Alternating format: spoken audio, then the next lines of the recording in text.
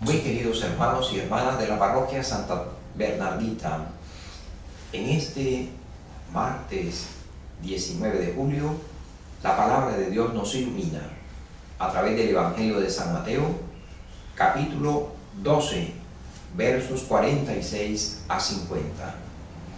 En aquel tiempo, Jesús estaba hablando a la muchedumbre cuando su madre y sus parientes se acercaron y trataban de hablar con él.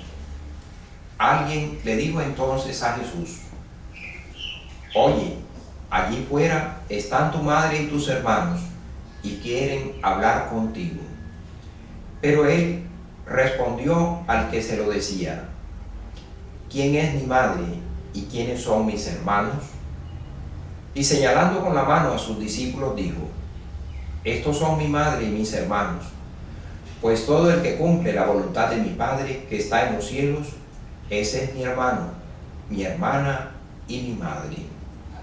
Palabra de Dios. Mis queridos hermanos, en este día la palabra de Dios nos invita a reflexionar acerca de esa filiación, acerca de ese parentesco que nosotros tenemos con Jesús. Alguien le avisa: «Allí están tu madre y tus hermanos que te buscan». Y ante aquel aviso, Jesús, en lugar de ir a atender a su madre, a sus parientes, le responde al que le avisa: «¿Quiénes son mi madre y mis hermanos?». Y señalando a sus discípulos le dice: «Mi madre y mis hermanos son aquellos que escuchan la palabra de Dios y la cumplen».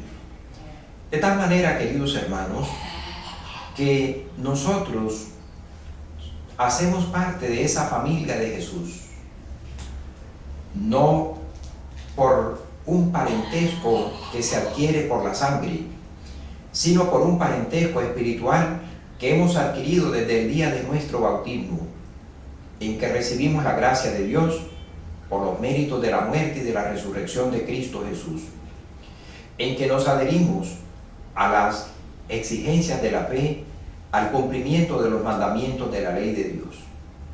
De manera que este parentesco que se adquiere mediante el agua y el Espíritu Santo, Jesús va a considerarlo mucho más importante que ese parentesco que se adquiere por la sangre. ¿Quiénes son mi madre y mis hermanos? El que escucha la palabra de Dios y la pone en práctica. Y encontramos un ejemplo maravilloso, un testimonio fuera de serie: la Virgen María, quien como ella escuchó la palabra de Dios y la puso en práctica.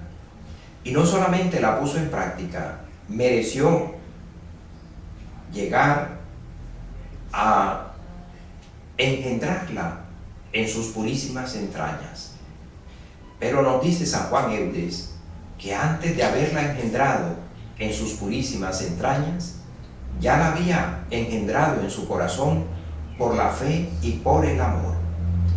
Y por ello mereció el que el Padre la escogiera como el santuario en el cual había de habitar la plenitud de la divinidad, Jesucristo nuestro Señor. Por eso ella es bendecida, es bienaventurada, porque acogió la palabra de Dios en su vida, en su corazón, y mereció luego llegar a engendrarla en sus purísimas entrañas por obra del Espíritu Santo. Al comenzar este día, pidámosle al Señor que abra nuestro corazón para que, acogiendo su palabra con fe y poniéndola en práctica en nuestra vida, lleguemos a ser esos familiares de Jesús en los cuales el Padre tiene su complacencia. Lleguemos a ser parte íntima de la familia de Jesús cuando somos auténticos discípulos suyos que acogemos su palabra con fe y la ponemos en práctica en nuestra vida. Amén.